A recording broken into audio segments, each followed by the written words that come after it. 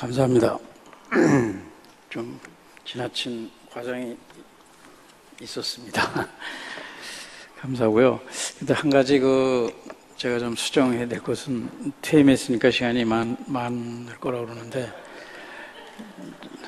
백수가 과로사 한다는 말 아시죠? 그리고 이제 관뒀다 그러니까 뭐 여기저기서 너 놀지 그러면서 뭐 이거저거 뭐 시키고 그래서 좀 다시 학교로 들어갈 수도 없고 그런 상황입니다. 사실 제가 인성 교수님이 좀 말씀을 하셨지만은 이제 그 루이스에 관해서 관심을 처음 들은 거는 꽤 됐습니다. 됐고 그랬는데 본격적으로 관심을 가진 건 한 2, 3년 책을 사서 영어책하고 번역된 책 사서 보고 이렇게 좀 이제 생각도 해보고 글도 좀 쓸까 이렇게 된 건 한 2, 3년밖에 안 됐고요. 그런데 이제 제가 오늘 이제 컨퍼런스의 특징이 심현찬 목사께서도 여러 번 말씀하셨지만 이제 루이스라는 다면체적인 인간 오늘 벌써 5분이 제 앞에서 이제 신학자로서 작가로서 또 윤리학자로서 또는 이제 철학자로서 이렇게 이제 쭉 말씀해 주셨는데 여기 이제 와 계신 분들은 어떤 분 정확하게 이제 제가 잘 모르겠지만은 아무래도 이제 루이스를 좀 굉장히 좋아하는 나냐 일대기를 비롯해서 그런 작품을 좋아하는 분도 계실 거고 아마 대부분은 대중신학자로서 복음주의 신학에 굉장히 지금 많이 논의하고 있는 루이스에 관심 가진 분이 대부분이 아닌가 제 생각 그런 생각이 듭니다. 그래서 사실 문학 비평에 대해서 얘기하는 게 여기 와 계신 분들에게 실질적으로 어떤 도움이 되겠나 하는 그런 이제 좀 이렇게 생각이 듭니다. 그럼에도 불구하고 제가 이제 여기 이제 여러분들이 있을 거예요, 그렇죠? 주로 이제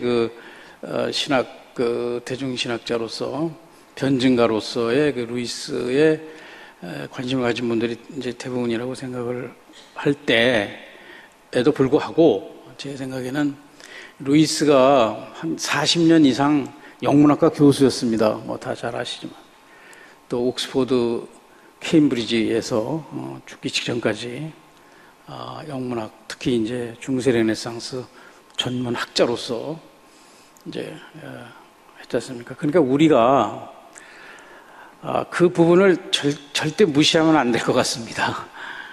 제가 이제 오늘 그래도 이렇게 나와서 조금 얘기하는 거에 어떤 목적이랄까 보람을 생각하는 것은 난 영문하고 관계도 없고 그건 이제 그냥 사실 논외로 치겠다 이렇게 이제 말씀하실 수도 있지만 그러나 이 루이스라는 이제 이 다면체적 인간을 총체적으로 보고자 할 때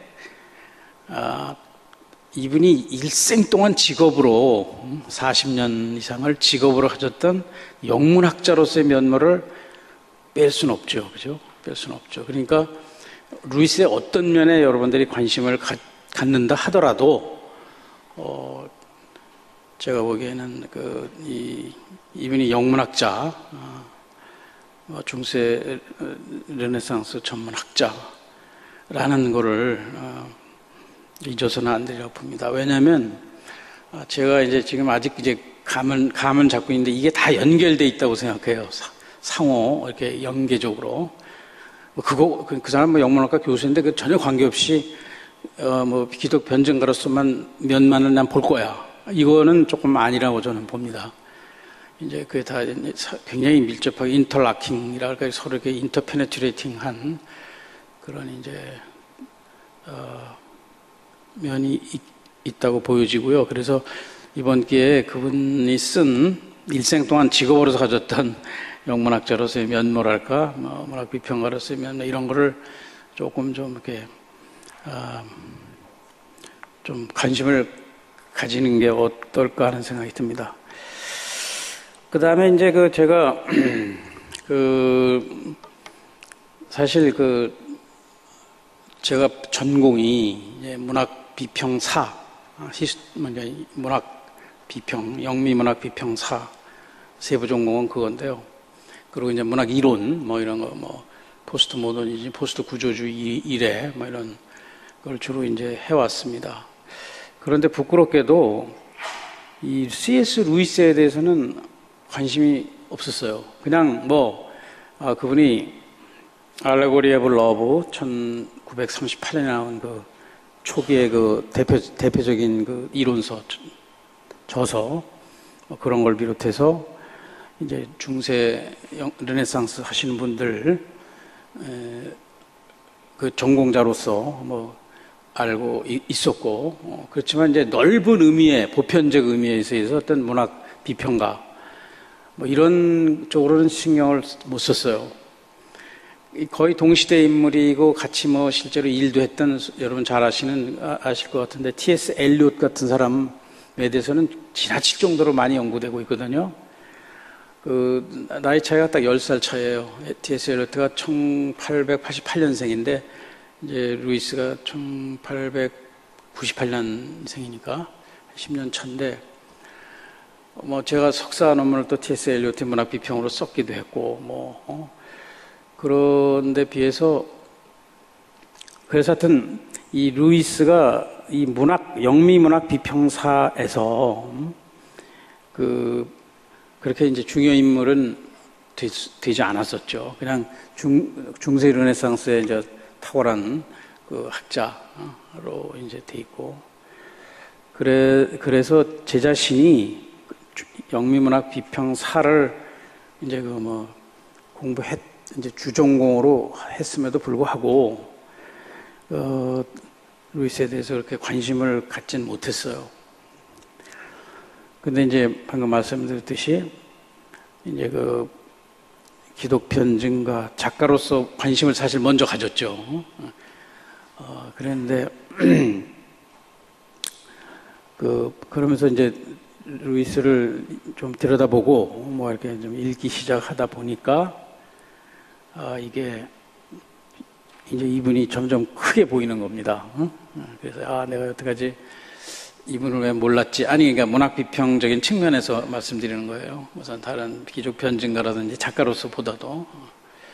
그리고 영문학과 물론 이제 지금 여기 인성 교수님께서는 밀턴 전공이시고 중세 특히 르네상스 전공이시고 정말 루이스하고는 뗄 수 없는 그런 또 관계를 가지신 분이라서 조금 또 다르지만 지금 루이스가 영어 영문학 우리 한국에 이제 영어 영문학계에서 위치랄까 하는 것은 상당히 좀 제한적으로 이제 논문 나오는 것도 보면 주로 이제 아니아 일대기를 비롯해서 그분이 쓴 소설, 판타지 소설 이런 거에 관한 논문이 좀 나오고 있고 그 다음에 이제 당연히 아까 밀턴 전공자이신 이 교수께서 이제 중세 르네상스 전공하시는 분들이 금과 옥조로 생각하는 여러 권의 책을 썼죠. 그래서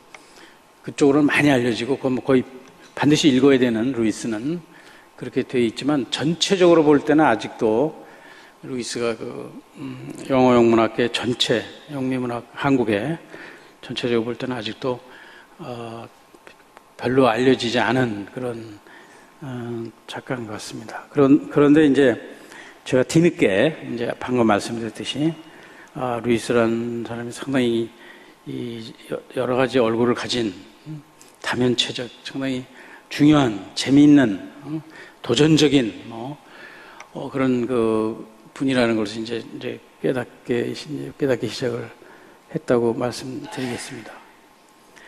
그래서 이제 루이스를 이제 여기 계신 분들은 대부분 이제 많이 읽으신 분들이겠지만 루이스가 상당히 그 루이스의 그 대학, 옥스퍼드 대학 다닐 때 그 훈련하는 배경이 철학하고 고전학하고 영문학입니다. 그래서 상당히 그 수사법이라든지 뭐 언어에 관한 어떤 그 필로로지컬한 그런 능력이라든지 논리적인 철학적인 거라든지 또 그리스 로마와 중세 서양 문학에 관한 그 해박한 지식 이런 것들이 그냥 완전히 이렇게 아우러져 가지고 이 사람 글 읽기가 상당히 쉽지 않아요. 상당히 그 뭐랄까 영어로 하면 덴스하다 그러는데 상당히 그 좀 두껍다고 그럴까요? thick 두껍거나 덴스한 그런 이제 글 자체도 그 영어로 읽는데 이렇게 쭉쭉쭉 그냥 쉽게 넘어가는 사람이 결코 아니죠. 그래서 뭐 이분을 공부하려면은 상당한 이분을 닮아야 되겠죠, 그렇죠? 깊은 그 어떤 사유, 놀라운 어떤 그 레토릭, 언어적 능력, 그다음에 어떤 상상력. 이분이 중세하고 낭만주의를 상당히 좋아하셨던 분이기 때문에 이런 것들이 다 이게 아우러져서 이제 글을 쓰고 있는 분이라 상당히 그래서 어떻게 보면 또 더 재미도 있고 저 깊이가 있고 감칠맛이 있죠, 그죠? 그런 건 있지만 그래서 지금 제가 좀 뒤늦게 이제 이분을 알게 돼서 좀 다행이라고 생각합니다. 그래서 앞으로 그냥 제 능력과 시간의 범위 내에서 이분에 대해서 좀 더 공부를 해서 알릴 건 알리고 뭐 이런 역할을 좀 할 수 있으면 좋겠습니다. 그래서 오늘 제가 사실 발표하는 것은 지금 여태까지 계속 길게 제가 얘기한 것 제 변명입니다. 왜냐하면 내가 지금 별로 뭐 이 루이스에 대해서 비평에 대해서 총괄적으로 연구한 사람이 아닌데도 이렇게 그래서 맨 나중에 나온 것 같습니다. 그러니까 바쁘시면 그냥 가셔도 되고요. 또 피곤하시면 좀 주무셔도 됩니다. 그래서 그렇지만 제가 처음에 나오자마자 말씀드렸듯이 이 문학 비평가로서 영문학자로서 루이스는 결코 무시돼서는 안 된다. 그 말은 잊어버리시면 안 되고요. 거기 뭐 내용도 좀 길고 그래서 그냥 다 일일이 뭐 얘기는 안 하고요. 좀 뛰어가면서 얘기를 하는데 제가 그래서 어떻게 이걸 접근할 것인가, 그리고 나의 어떤 그 얄팍한 루이스의 문학 비평에 관한, 문학 이론에 관한 지식을 이렇게 숨겨가면서 어떻게 좀 얘기할 수 있을까를 이제 머리를 굴리다가 이제 여기 오신 분들이 영문학 전공하신 분은 거의 없다고, 물론 몇 분 혹시 계실지도 모르지만, 그래서 그냥 아주 쉽게, 그래서 제가 제목도 그냥 소설, 프레피스라는, 영어로 하면 소설이라는 말을 썼습니다. 이건 사실 내 자신을 위한 말이기도 하죠. 그래서 아주 기본적인 이 사람의 비평에 관한 책을 읽고 그걸 요약하고 직접 인용을 좀 해서 여러분들에게 그냥 좀 이렇게 맛보게 하는 게 좋겠다. 그런 생각 하나 있었고, 그 다음에 제가 그러면 작가를 어차피 또 얘기를 해야 되는데 누굴 할까? 그러니까 이제 루이스가 다룬 작가, 루이스가 비평의 대상으로 삼았던 작가들을 누구로 할까? 뭐 이런 것도 뭐 굉장히 사실 많이 있어요. 그렇죠. 거기 이제 읽어보면 다 나오시겠지만 거의 영문학 전체에서 골고루 그냥 다 한마디씩 하셨거나 뭐 그래요. 그런데 이제 제가 딱 둘로 이제 한정을 했어요. 셰익스피어하고 존 밀턴. 뭐 셰익스피어는 뭐 여러분 알다시피 영미문학에서 네노라는, 또는 서양 문학에서 네노라는, 거의 한 사람 얘기하라면 아마 셰익스피어밖에 없을 것 같아요. 한 두세 명 하라고 그러면 뭐 단테, 괴테, 뭐 세르반테스 이렇게 올라가겠지만 한 명 하라고 그러면 아마 셰익스피어가 아닐까. 제가 뭐 영문학을 해서가 아니라. 그래서 셰익스피어는 여러분도 좀 뭐 많이 읽어보셨기도 하겠고, 그래서 물론 루이스가 셰익스피어 전문학자는 아닙니다. 물론 그 시대를 전공해서 문학사에서 또 뭐 상당히 또 좀 언급을 하고 그랬지만은 단행본으로 뭐 셰익스피어에 관한 뭐 셰익스피어 학자들이 흔히 하듯이 그런 책을 내신 분은 아니에요. 논문 2편 정도, 그것도 어디 초청받아가지고 이제 그 셰익스피어 학회나 이런 데 초청받은 데 가서 발표한 그 논문하고 그걸 좀 읽고, 그 다음에 이제 존 밀턴은 이제 잘 아시는 파라다이스 로스트의 그 43년도인가 쓴, 지금도 아주 뭐 그 굉장히 중요한 책이죠. 입문서, 밀턴의 입문서로서 그거를 좀 읽고 이제 좀 요약해서, 또 파라다이스 로스트는 여기 앉아 계신 분들 혹시 안 읽으셨으면 언젠가 한번 읽어봐야 될 그런 책이기도 해서, 그 두 사람에 관해서 이제 두 사람에 관해서만 이제 제가 루이스가 어떤 생각을 했으면 어떻게 평을 했는가, 이걸 좀 그냥 비상적이나마 하고 싶었어요. 근데 사실 셰익스피어고 밀턴은 영문학사에서 18세기까지는 영국을 대표하는, 영국인들이 가장 자랑스럽게 생각하는 그런 작가였죠, 그죠? 그래서 대륙하고 특히 프랑스하고 문화 전쟁, 서로 니네 문화가 우수하냐, 우리 문화가 우수하냐 할 때 항상 내세우는 게 이제 이 두 사람이었는데, 물론 이제 밀턴은 이제 빅토리아 시대 19세기 중후반 와서는 인기가 이제 많이 떨어졌고 20세기 초까지 인기가 많이 떨어졌죠. 그래서 가장 두 사람의 영문학을 대표하는 분이라는 면에서 이름을 택했습니다. 그래서 이제 이 글의 그 구성을 보면 처음에 86쪽에 보면 거기 루이스 기본적 문학 비평의 기본적 태도 해가지고 문학 비평에서의 실험을 중심으로 이제 이게 있어요. 여기서 이제 이 돌아가시기 2년 전에, 그러니까 63년도에 그분이 돌아가셨는데, 그때 전에 이제 자기의 그 문학 비평에 관한 자기 생각을 쭉 이제 이렇게 써서 이제 발표한 책이라 상당히 중요한, 자기 일생 동안에 자기가 영문학자로서 문학에 관해 생각했던, 비평에 생각했던 이런 걸 아주 이렇게 잘 쉽게 이렇게 정리한 책입니다. 그래서 이걸 좀 얘기를 하고 응어부터 시작을 하겠습니다. 그런데 그에 앞서서 100페이지를 보시면은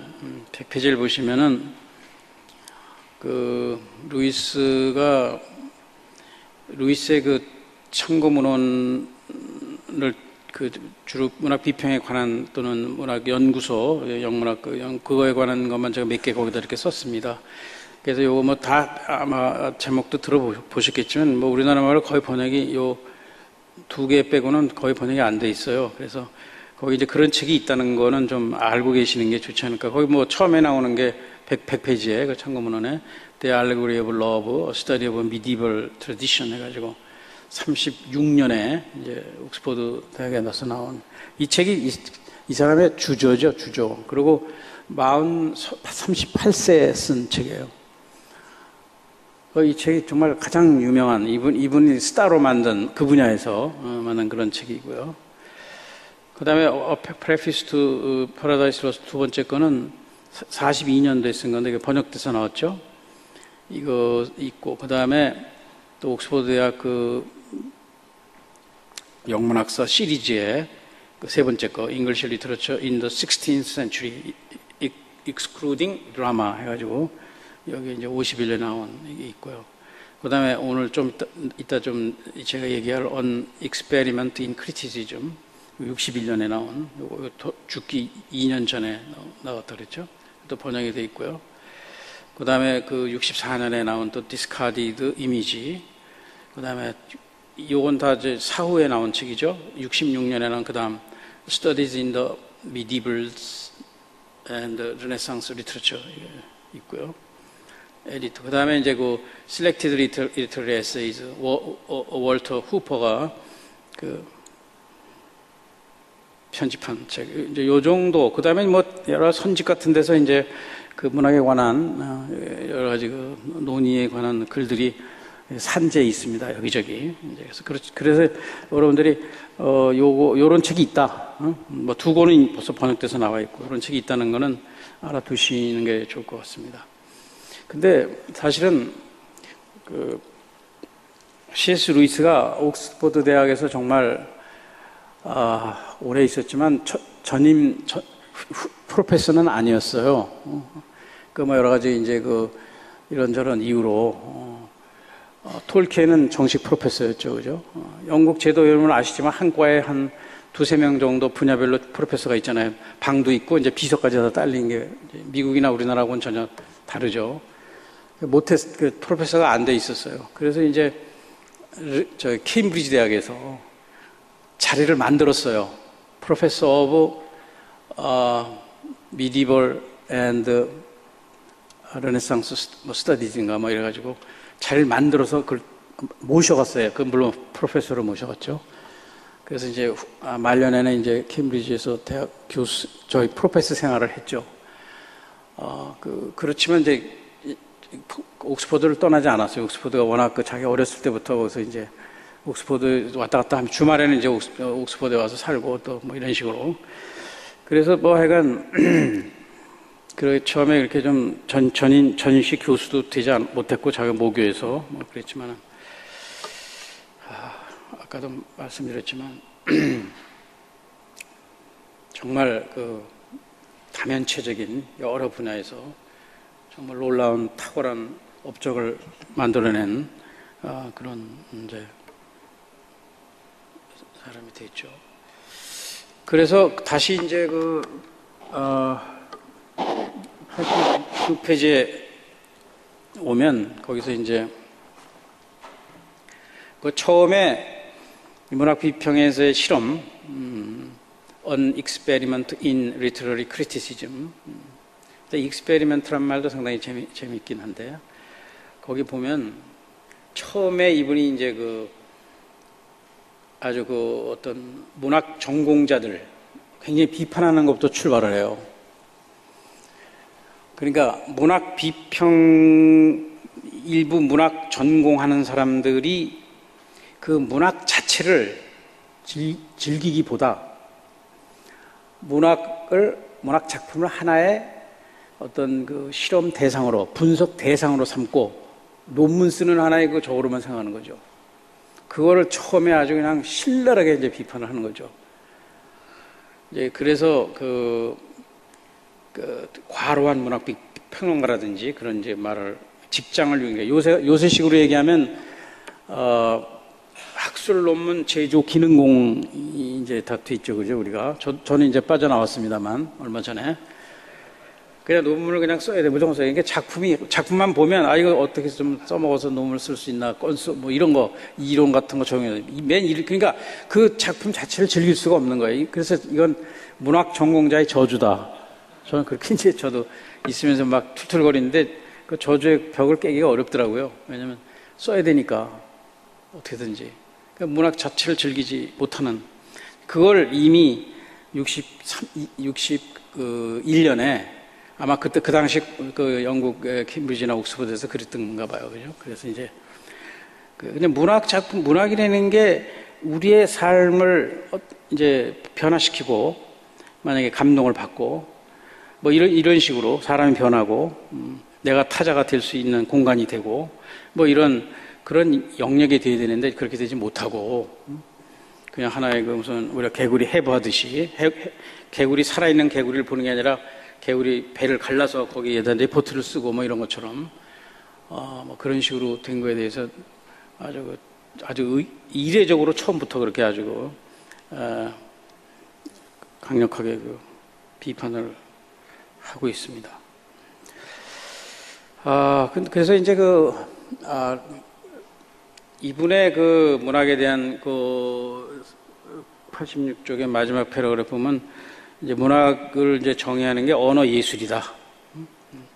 이분은 이제 이걸 언어로 구성된 예술이다. 너무나 당연한 얘기죠, 그렇죠? 언어 중심주의랄까, 언어 예술, 언어로 된 예술이다. 그래서 언어로 정교하게 구성된 하나의 미적 건축물이다. 그래서 이 언어, 어휘, 어떤 시나 어떤 소설이나 어떤 극이나 이런 데 나오는 그 언어를 갖다가 분석하고 미학적으로 또는 이제 예술적으로 분석하고 그러는 것이 가장 기본이다. 뭐 이렇게 이제 주장한 거죠. 그래서 우리가 이제 작품을 보면 하얀 그 종이에 되게 까만 글자가 이렇게 작품이 이제 쭉 써 있지 않습니까? 그럼 그거를, 죽은 벌레처럼 보이기도 하고, 근데 그거를 이제 우리가 움직이게 하고, 그걸 갖다가 작동시켜서, 우리의 삶과 나와의 관계를 맺고, 독자와 텍스트와의 관계를 맺고, 그걸 읽음으로써 우리가 어떤 감동을 받는다든지, 그래서 우리가 변하고, 그래서 내가 변함으로써 주위가 변하고, 뭐 이런 식으로, 그러한 상당히 경험주의적이고 좀, 아까도 여러분들이 참 많이 얘기하셨고, 내가 쭉 여태까지 들으면서 네 분의 강연을, 그게 다 연결이 되더라고요. 제가 미처 생각 못했던 거, 이런 거 다 연결이 되고. 그래서 이제 그런 식으로 이제 생각하는 것 같아요. 그게 이제 이분의 이제 시작할 때부터 그걸 들어갔고, 그 다음에 87쪽에 신화에 대한 얘기, 환상에 대한 얘기, 이거는, 아까 또 이인성 교수께서 좀 말씀도 하시고 그래서 그 부분은 다 그냥 넘어가고요. 그 다음에 이제 그 다음 88쪽인가요? 그 다음에 이분이 이제 또 상당히 관심을 갖는 게 뭐였냐면, 88쪽 첫째 패러그래프에서 보면, 이 문학 작품을 잘못 읽는, 잘못된 독서 방식, 그거에 대해서 또 이제 얘기하고 있어요. 그래서 이 책은, 이 An Experiment in Criticism, Literary Criticism이라는 책은 올바른 독서 방법이 무엇인가? 자기가 보기에, 자기가 일생 동안 이제 3세에 쓴 책이니까, 그리고 2년 있다가 이제 돌아가셨지만, 자기가 그걸 총 결산한 거라고 그랬지 않습니까? 그러니까 수많은 사람들이 전문가건 비전문가건 간에 잘못된 독서를 하고 있다는 거예요. 그래서 그걸 버려야 된다. 그걸 갖다가 굉장히 여러 면에서 이제 얘기하고 있습니다. 거기 인용문을 하나 읽어보겠습니다. 두 번째 인용, 88쪽에 문학 연구자가, 거기서 나오는, 문학 연구자가 대단히 재능이 있고 영리하고 특히 근면하지만 그들의 진정한 관심사는 특히 문학적이지 않은 사람들이 하는 방향으로 나가고 있다. 책에 관해서 끊임없이 말을 하지 않을 수 없다 보니 그들이 할 수 있는 일이라고는 그들이 논의할 수 있는 대상으로 책을 만들어버리는 것이다.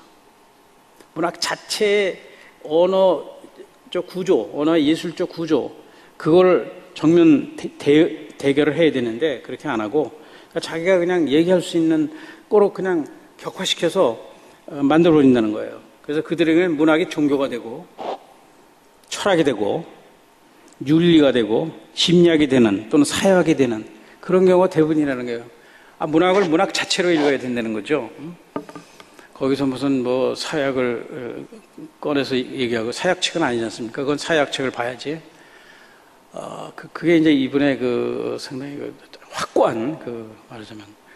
근데 많은 사람들이 잘못 읽는다는 거죠. 거기서 그런 걸 찾는다는 거죠, 문학에서.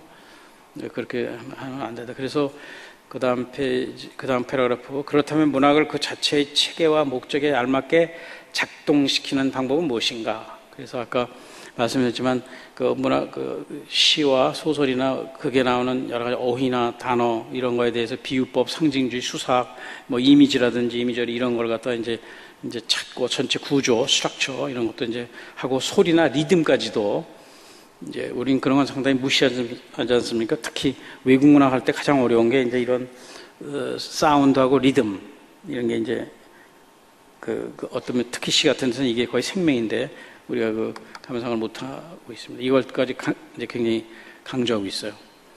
그런 것부터 이제 시작을 해야 된다는 거죠.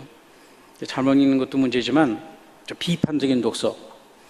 되게 많은 사람들이 이제 글을 쓰기 위해서 처음부터 삐딱하게 이제 사실을 가지고 작품 읽는 경우가 많아요. 이제 처음부터 이제 시비를 거는 거죠. 그래야 뭔가 나오니까 논문거리도 나오고 뭔가 얘기가 나오고 자기가 유식하게 보이고 비판해야 또 세련되게 보이고 그러니까. 그런데 이제 루이스는 그건 참 너무 그건 좀 잘난 체 하는 태도고 안 된다는 거죠. 수용적 독서. 아까도 이제 그런 얘기 나왔어요. 지금 제가 얘기하는 거 보면 아까 네 분이 한 얘기가 상당히 이렇게 좀 생각나는 구절들이 많이 있을 거예요. 수용적 독서. 뭔가 거기서 배우려고 해야 된다는 거죠. 그러니까 적극적으로 야 이건 문학작품이야, 가짜야, 픽션이야, 이거 읽으면 뭐야, 이거 다 꾸며낸 얘기인데 이렇게 생각하면 못 읽죠. 그 읽을 필요가 없죠. 시간 낭비지. 그렇게 그러고 이제 뭐 시인을 잠재적 사기꾼으로 생각하고 거짓말쟁이라고 생각하고 이 가짜 뭐 이런 식으로 그러면은 뭐 그렇게 이제 처음부터 그런 식으로 하면 이제 절대로 그 문학에서 아무것도 얻을 수 없다는 거죠. 그러니까 굉장히 수용적으로 뭔가 여기서 자기가 얻어내고 배우고 그래서 이제 그런 얘기가 이제 쭉 이제 나옵니다. 이제 나중에 뭐 제가 또 그런 얘기를 할 수 있을지 모르겠지만은 이제 우리가 성경을 읽을 때 아직 제가 뭐 이렇게 딱 정리되진 않았는데 상당히 이분의 그 올바른 독서법, 문학작품 주로 한정해서 있는 얘기인데 올바른 독서법을 익히면 우리가 성경을 읽을 때 상당히 적용할 수 있다. 그런 식으로 읽어야 된다, 당연히. 이렇게. 물론, 루이스는 성경을 문학작품으로 절대 보지 않았어요. 많은 사람들이 바이블 애즈 리터처 해가지고 그런 유혹에 빠지죠. 그죠? 다 비유 많고, 시도 있고, 소설도 있고, 드라마도 있고 그러니까 절대로 그건 아니다. 성서는 저도 사실은 그 논문을 보고 혹시나 이 문학을 성경을 문학으로 보는 거 아닌가 그러고 바짝 봤더니 정반대더라고요. 절대로 문학작품이 될 수 없다는 거예요. 그렇게 읽으면 안 된다. 이렇게 딱 아주 단호하게 얘기했어요. 그럼에도 불구하고 우리가 이제 이분의 어떤 올바른 독서법을 익히면 성경을 읽을 때도 그대로 적용이 된다는 것이 제 심증으로 이제 앞으로 그에 대한 좀 생각을 더 해볼 생각입니다만 89쪽에 보면 이 사람이 비평가를 4종류로 나눴어요. 가치 판단만 하는 비평가, 문학 역사가, 문학 사가, 감성 비평가 또는 불침번 비평. 이제 이것은 사회적이고 윤리적인 이런 것만 따지는 문학에서 그런. 그래서 이제 결론적으로 루이스는 비평의 과잉 또는 비평의 폭식, 너무 비평이 넘쳐난다는 거예요. 작품은 안 읽고, 글을 써야 되니까 또는 잘난 척 해야 되고, 또 논문을 써야 되고 그러니까. 그거보다는 비평의 겸손, 비평의 금식? 말이 좀 이상하죠? 그래서 비평가를 읽지 말라고 이 사람은 충고합니다. 우선 작품부터 읽어라. 그리고 나중에 이제 비평도 읽으면 더 재밌을 거다. 시간 되면 읽어라. 이런 정도예요. 근데 대개는 비평부터 읽거든요. 자기 생각에, 그러면 처음부터 어떤 방향을 정해 두고 들어가니까. 그래야 빨리 끝나죠. 유명한 사람이 쓴 그 작품에 관한 걸 미리 읽고, 그 작품을 들어가고, 자기 생각은 가질 수가 없는 거예요. 독서 훈련이 안 되고, 사유 훈련, 아무것도 상상 훈련이고, 하나도 안 되는 거죠. 그걸 굉장히 경계한 거죠. 그래서 텍스트와 작품, 독자의 직접적 만남의 어떤 경험, 그걸 굉장히 강조하는, 이제 그렇게 결론, 거의 이제 결론 에필로그에서 89쪽 맨 밑에 조금 길지만 그걸 한번 읽어보겠습니다. 왜 우리는 문학작품을 읽는가에 관한 궁극적인 이제 루이스의 생각인데요. 이거는 이제 제가 번역한 게 아니고 동문선에서 나온 번역을 그대로 제가 땄습니다. 그래서 조금 어색한 데도 있을지 모르겠습니다. 위대한 작품을 읽고 난 뒤에 우리가 느끼는 것 중 하나는 내가 벗어났다는 느낌이다. 혹은 다른 사람의 관점 속에서 내가 그 안에 들어갔다는 느낌이다. 타자가 되는 거죠. 달리 말하자면 다른 단자의 껍질을 들고 들어가 그 안에 무엇과 같은지 알아내고 싶은 것이다. 사랑 속에서 우리는 우리의 자아에서 벗어난 다른 사람 속으로 도피한다. 사랑이라는 것은 우리의 껍질을 뺏기고 남의 입장이 되고 남의 속으로 들어가는 게 사랑이라는 거죠. 남의 그 상황을 이해하고 윤리적인 영역에서 판단이나 자선의 모든 행동은 우리 자신을 다른 사람의 위치에 놓음으로써 역지사지 이거죠. 우리의 경쟁적인 특이성을 초월코자 하는 것이다. 어떤 것을 이해하게 됨으로써 우리는 있는 그대로 사실을 선호하며 있는 그대로 그런 사실들이 우리를 위해 존재한다고 보는 것을 거부토록 해준다. 이 모든 것의 원초적인 충동은 자기 자신을 유지하고 확장하는 것이다. 그렇다고 자기를 버리는 게 아닙니다. 궁극적으로는 자기를 유지하고 확장하는 거라는 거죠. 2차적인 충동은 자아로부터 벗어나는 것이며 자아와 편협성을 교정하고 자아의 고독을 치유하는 일이다.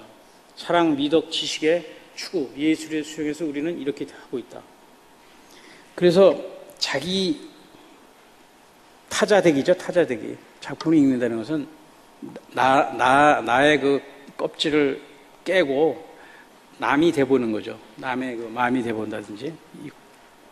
그래서 여기서 어떤 그 위대한 문학의 경험은 치유. 그래서 치유가 일어난다. 아까 치유 말씀 나왔지만 89쪽. 뭐 이렇게 이제 돼 있습니다. 그래서 뭐 제가 그냥 뭐 자의적으로 좀 이렇게 요약을 했는데 이 지금까지 말한 게 아주 거칠게 제가 말씀드렸지만 이 루이스의 어떤 그 문학의 올바른 독법이라든지 문학의 기능이라든지 목적 어떻게 읽을 것인가라든지 이런 뭐 그런 거에 대한 것이 이제 그냥 아주 그 거칠게 지금 제가 말씀드렸고요. 그 다음에 이제 원래 아까 말씀드렸듯이 그러면 이제 구체적인 작가로 들어가서 저때까지는 이제 일반론이고 이제 셰익스피어하고 이제 특히 햄릿하고 셰익스피어하고 햄릿하고 그 다음에 이제 그 밀튼 패러다이스 러스트를 갖다 어떻게 봤냐 이제 이건데 근데 시간이 8시까지인가요? 8시 분까지 시간이 좀 있네. 사실 이 셰익스피어는 영문학 하는 사람의 로망이라고 볼 수 있어요. 저도 셰익스피어 전공은 아닌데 셰익스피어 전공은 되게 이제 이인성 교수 같은 르네상스 문학 전공하시면 이제 맡아서 하죠. 당연히 그래야 되고. 근데 제가 퇴임하기 한 3, 4년 전에 그 셰익스피어 가르치는 친구가 세바티카를 갔어요. 그래서 제가 나한테 남겨. 그래가지고 저보다 좀 이제 미치니까 그래서 이제 했어요. 그랬더니 뭐 진짜 이건 영문학 교수, 셰익스피어를 가르쳐야 영문학 교수지 셰익스피어도 안 가르치고 무슨 영문학 교수냐 뭐 이런 좀 이렇게 오만한 얘기까지 할 정도로 그랬어요. 그런데 이제 왔잖아요. 세바티카에서 내가 당연히 돌려줘야 되잖아요. 안 돌려줬죠 뭐. 퇴임할 때까지 제가 했어요. 근데 그 양반이 오래 퇴임했어요. 그러니까 나한테 뺏기고 차마 달라고 그게 어려워가지고 달라고 그러지도 못하고 근데 나한테 뺏겼다 이제 자기 1년 하고 1년 만에 또 퇴임을 했죠. 그런 이제 에피소드. 그래서 이 셰익스피어에 관해서는 뭐 서양뿐만 아니라 동양 모든 사람들이 이 사람의 어떤 그 위대성이랄까, 이 사람의 어떤 신비, 이 사람의 그 작품 수도 많고, 약간 상당한 그 신비스러운 면이 많이 있죠. 그래서 근데 이제 아까 말씀했지만 루이스는 셰익스피어 전공자가 아니에요. 본인이 이제 그렇게 물론 당연히 얘기했고. 문학사에서 이제 좀 얘기한 거 있고, 딱 논문 2편, 다 이제 초청 받아서, 셰익스피어 학회 같은 데 초청 받아서 이제 한 걸 이제 2편이 있어요. 그 2편을 제가 이제 좀 얘기를 하려고 그러는 거예요. 첫 번째, 셰익스피어와 다른 작가의 변형이라는 그런 논문이에요. 여기서는 이제 셰익스피어의 어떤 위대성의 비밀, 이거를 갖다가 이제 제가 보기에는 아주 정확하게 파악한 것 같아요. 셰익스피어에 관해서 수천 명이 얘기를 했습니다. 그 특징이 뭐다. 괴테부터 시작해서 볼테르부터 시작해서 괴테, 에머슨, 에머는 하여간 톨스토이 말할 것도 없이 하여튼 한마디씩은 다 했어요. 주로 이제 찬탄의 말이고 물론 이제 비판하는 사람도 좀 있지만 톨스토이나 버나다쇼 같은 사람은 굉장히 비판적으로 얘기했지만 대부분은 그냥 거의 그냥 그 찬사, 거의 맹목적 찬사죠. 그런데 그래서 이제 저도 뭐 그 셰익스피어 비평에 관한 이제 그 역사가 있어요. 역사가 책으로 몇 권 되는 그런 역사도 있는데, 이분이 이제 루이스가 셰익스피어의 어떤 문학의 어떤 핵심, 위대성의 본질, 그런 이제 베리에이션이라는 개념으로 설명을 했어요. 베리에이션, 이게 변형이다. 뭐냐면 제가 이제 뭐 시간이 없기 때문에 그걸 일일이 다 읽지는 않겠습니다. 거기 보면 거기에는 굉장히 그 서정시적인 요소와, 한마디로 하면 거기 그럼 읽어보는 게 낫겠네요. 그 90페이지 위에서 한 10줄 중간에 보면 그 셰익스피어는 그 인용문에서 한 5줄 위에 셰익스피어는 다른 작가들은 결코 성공하지 못한 변형 기술에 의해서 두 가지 탁월성, 즉 서정시의 최고의 형태의 상상적인 광휘와 인간의 삶과 성격의 사실적인 제시를 결합하는 능력을 가졌다. 바로 이겁니다. 그러니까 이 서정 시적인 그런 광희, 시적인 광희, 그 당시는 그걸 다 시로 썼지 않습니까? 요새는 대부분이 이제 산문으로 쓰지만 그 당시는 다 시로 썼어요. 그래서 셰익스피어를 위대한 시인이라고 하는 것은, 물론 소네트도 썼지만은, 그 다음에 그 인간의 삶과 성격의 어떤 그 리얼리즘, 그러니까 이 포에틱 그 서브라임하고 포에틱 이미지네이션하고 이 리얼리즘하고 그걸 갖다가 결합한, 이것이 셰익스피어의 그 신비, 어떤 천재성, 위대성의 본질이다. 이렇게 이제 파악을 했습니다. 그래서 상당히 이렇게 얘기한 사람은 없었던 것 같아요. 뭐 비슷하게 얘기한 사람도 많이 있었지만. 그래서 거기 이제 예를 들었어요. 거기 이제 그 햄넷의 햄넷 왕자의 그 첫 독백에 나오는 거기 제가 한번 그냥 번역을 한번 읽어보면, 그 햄넷이 그 첫 번째 독백인데, 너무나 더럽고 더러운 이 육신이 허물어져 녹아내려 이슬로 화하거나 영원하신 주님께서 자살 금지 법칙을 굳혀놓지 않았으면, 하느님, 민음사에서 나온 거라 하나님이 안 되고 하느님으로 돼. 이 세상 만사가 내게는 얼마나 지겹고 맥빠지고 단조롭고 쓸데없어 보이는가.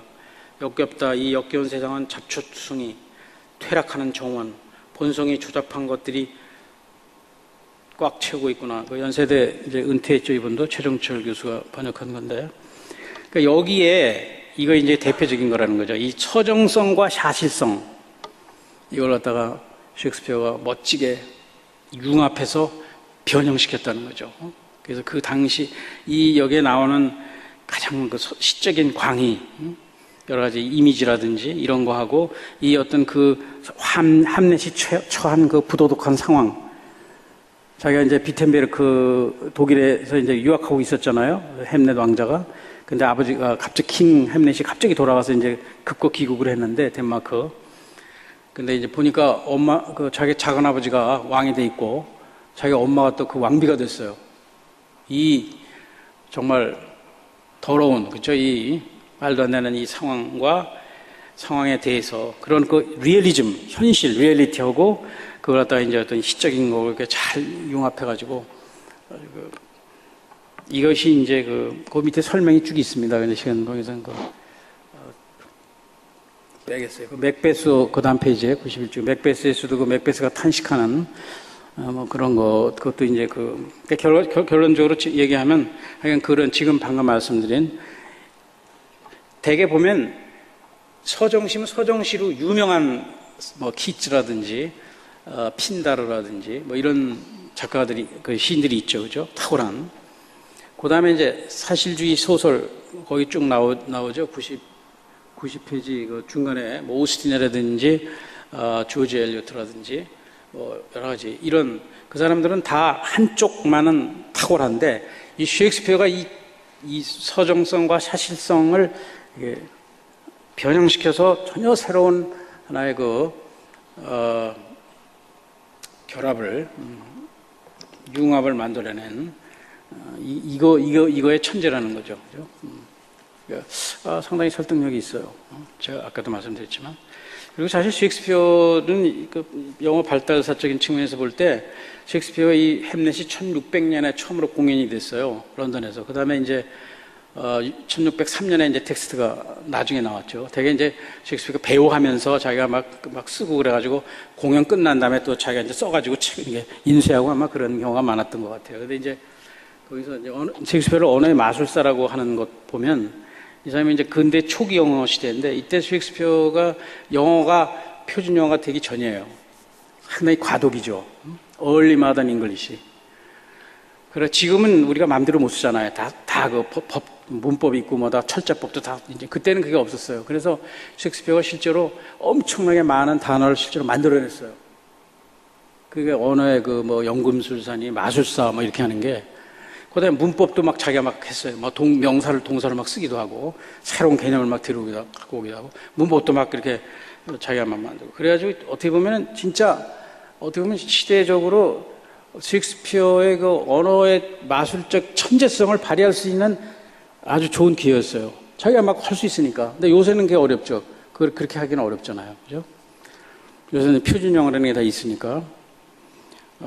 그렇게 돼 있고요. 그 다음에 이제 그 91쪽 맨 밑에 보면은 여기서부터 이제 햄릿은 왕자인가 시인가 뭐 여기서부터 이제 나오는데 이건 제가 시간이 8분밖에 안 남았네요. 아직 모르는데 그래서 요컨대 루이스는 셰익스피어의 그 비평의 그 문제점, 자기가 생각하는 문제점을 아주 신랄하게 비판하는 거예요. 여기서도 함렛을 이제 그 논문에서 그 당시에 이제 인기 있었던 것이 이제 성격 분석이에요. 등장인물의 성격을 정신 분석적으로 심리학적으로 분석하는 거예요. 그건 사실은 낭만주의 시대도 괴테라든지 슐러, 뭐 슐레겔, 그다음에 코울리지 뭐 이런 이렇게 그 계열이 그 어떤 성격 비평. 근데 그거를 전면 거부했어요. 루이스는. 그게 아니고 셰익스피어 그건 시로 읽어야 되는 게 시로 읽어야 된다. 그래서 이미지 찾고 그건 1930년대 그 옥스퍼드 캠브리지에서 있었던 그 소위 그런 사람들 그걸 주장하는 이미저리 어프로치라고 그럴까? 셰익스피어에서 시적으로 접근하는 그거에 영향을 많이 받았고 받은 것 같아요. 그래서 그걸 갖다가 이제 거기에 동의하는 거죠. 그래서 이제 그리고 이제 셰익스피어를 햄릿을 읽는데 굉장히 상식적인 접근을 해야 된다. 뭐 이런 그리고 어떤 상황을 봐야지 인물 중심으로 보는 게 아니라 상황으로 봐야 된다.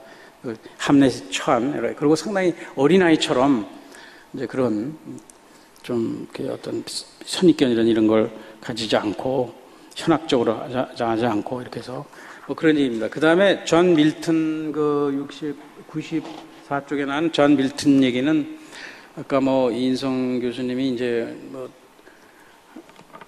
이 얘기는 하지는 않았지만은 이제 제가 말해 이것도 그냥 요약한 거에 불과합니다. 그러니까 요컨대 그 루이스는 자기는 밀턴이 영문학에서 셰익스피어 다음으로 정말 탁월한 그 기독 서사시 이거는 다른 나라에들은 예가 없어요. 영국에만 딱 하나 밀턴이 서사시로 쓴 그 그리스 시대에 호모의 그 일리아드 오디세이가 있죠. 로마 시대에는 베르겔리우스의 버질의 아이네이드가 있잖아요.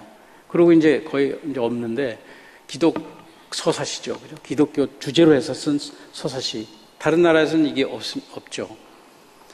그 단테 그 신곡은 뭐 서사시 글쎄요. 그것도 좀 뭐 거기에 있긴 하겠지만 그래서 그런데 많은 사람들이 이 밀턴의 파라다이스 로스트를 잘못 읽는 거예요. 그게 루이스가 보기에.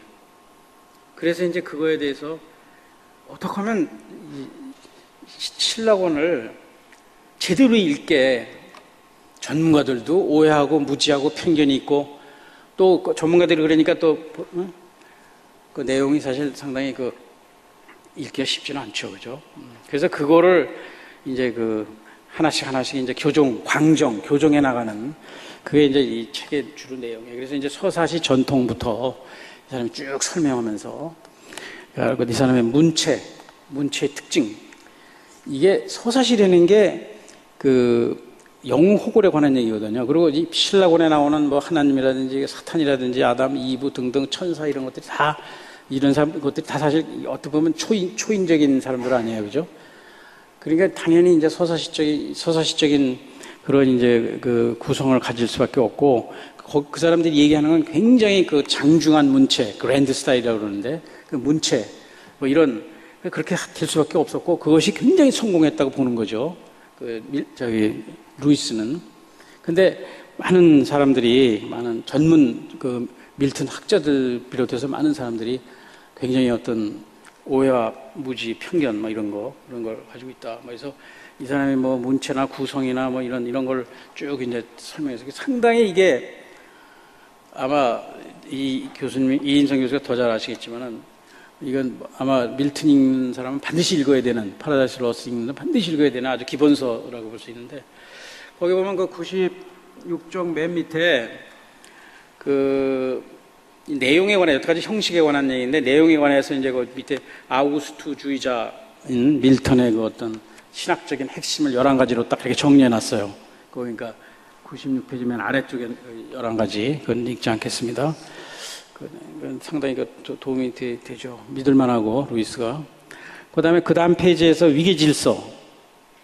이것도 이제 그 상당히 중요한, 아주 파라다이스 로스트 읽는데 핵심적인 그런 이제 우주, 뭐랄까, 세계관. 18세기 초까지 서구의 어떤 정신세계를 지배했던 게 이제 이 Great Chain of Being, 어떤 존재의 대사슬. 다 맨 꼭대기 신으로부터 맨 밑에 돌멩이라든지 뭐 박테리아라든지 뭐 이런 바퀴벌레 같은 그런 그 중간에 이제 인간이 있고 그다음에 뭐 이게 뭐 천사가 있고 뭐 이런 식으로 동물이 있고 모든 게 그게 다 그런 어떤 위계 질서에서 이제 구성돼 있다 뭐 그런 얘기가 있고요. 그래서 이제 이게 중요한 그때 그걸 또 굉장히 강조했어요. 그러니까 그런 기본적인 사항을 역사적인 상상력을 발휘해서 그걸 알아야지 그 파라다이스 로스트를 갖다가 제대로 읽을 수 있다. 뭐 이런 얘기죠. 그래서 그 밀턴의 그 문체가 굉장히 장중하고 그런데 그건 다 독자들이 그 어떤 영웅담안의 일종의 그죠? 서사시라는 게 그런 거 아닙니까? 그죠? 보통 서정시나 이런 거하고 달라서 그런 분위기를 맞추기 위해서 그렇게 이제 여러 가지 포에틱 딕셔너리 이런 거를 다 그렇게 굉장히 예술적으로 상당히 고심해서 만든 대걸작이다. 뭐 이런 식으로 이제 변호하고 그런 얘기죠. 그 다음에 사탄에 관한 얘기도 나오는데 사탄이 많은 사람들이 낭만주의 시대에 그 파라다이스 로스트의 진짜 주인공은 사탄이다. 이렇게 주장한 사람이 많이 있었어요. 너무나 멋있게 표현했다. 이거 숨긴 거다. 그 하나님에다 반길 들고 그죠? 체제 거부하고 얼마나 멋있냐 뭐 이런 얘기가 있었는데 그걸 아주 깡그리 이제 조목조목 이제 예를 들면서 말도 안 되는 잡소리다 뭐 이런 식으로 그래서 뭐 이렇게 됐고 그래서 이제 1분 남았거든요. 98쪽 나왔습니다. 여기서 보면 제가 4가지로 그 문학 비평의 특징들을 얘기했어요. 그거 읽어보시면 되고요. 그 다음에 마지막 페이지는 해에 끝나는 거니까. 제가 이제 읽으면서, 이 글을 뭐 좀 준비하면서 뭐 이거저거 생각을 많이 했는데, 역시 제가 아주 가장 이 사람의 핵심적인 업적은 제가 오늘 얘기를 하나도 안 했어요. 아까 내가 참고문헌에서 말씀드렸던 그 책들도 다 사실은 좀 얘기를 했어야 되는데, 혹시 다음에 기회가 있으면 하고, 그래서 공부를 뭐 아직 엄청 해야 되겠다는 어떤, 고통을 느꼈고요.